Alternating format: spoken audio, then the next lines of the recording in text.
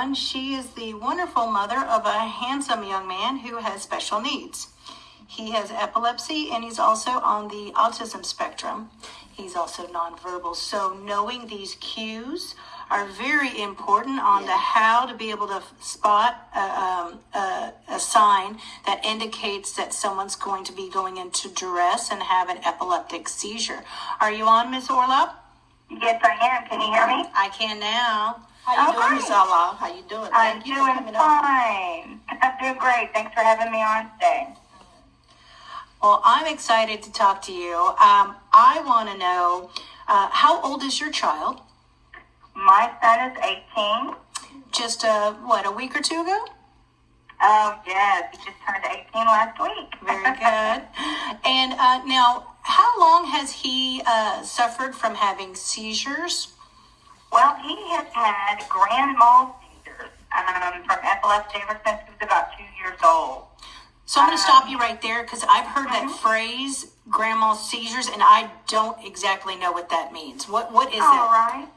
Well, a grand mal seizure is one where it basically affects every part of their body. They flap around like a fish. They can drool. They lose kind of consciousness. They're not aware of their surroundings. It can be where their arms are flailing, their legs are flailing, their whole body. It's almost like being electrocuted by lightning. That's what it looks like. That's what I can compare it to.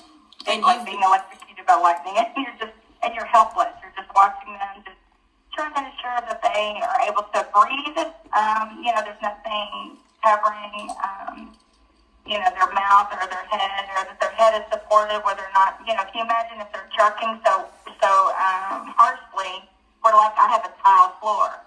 So you never want him to be doing that on the tile floor. You have to run and get a pillow. You know what I'm saying? Make sure he doesn't hit the tile floor, or there's just all these things you have to constantly be aware of. There's the surroundings, And your son, you said the first seizure was, how old was he? He was 2 years old at the time. Okay. Oh, my goodness. Yes, we've been dealing with this for a long time, but, being a parent, you either learn or, do or die. You learn, so you learn every way to just make it as easy for them as possible and as comfortable for them as possible, and battle it together. You're their biggest advocate, So I believe you had said something to me in a previous conversation about a change in his medication may have triggered a series of seizures. Is it? Yes. Okay. So medications. Let's talk medications for just a bit. Medications, they sometimes work and they sometimes don't. The thing with epilepsy is every person's epilepsy is different, and there's so many different types of seizures and so many different underlying things that goes along with it that one medication that may work for one person totally does not work in a different person. And so it's kind of like a trial and error. Mm-hmm. And so when the doctors put them on medication, just like with any pharmaceutical medication, you have side effects to deal with that. And sometimes, you go, like when they're little, let's say you're a new parent and you just discover that your child has epilepsy. Okay, well then they say, based on what you're telling us, we're going to put them on this medication, and you try it, and it doesn't work. And then you try a second one, and it doesn't work. And you try a third one, and it doesn't work. And then you try a fourth one, and maybe the fourth one works, but, there's all this other stuff that you have to deal with it. So it's kind of a trial and error thing. For instance, you can have weight gain and extreme aggression and sleep in class all day. It can be a host of things, So you find something that works, and then maybe in a month or two, because he's growing and changing, it may stop working. And then you have to try something new. Yes, absolutely. And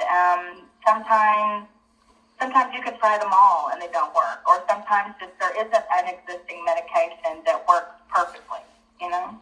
So if you're out in public, mm-hmm. and you're with your son, mm-hmm. and if he has a seizure, mm-hmm. what would be the ideal situation for other people that are around you? What would be ideal for them to do to help support you when your son's having a seizure?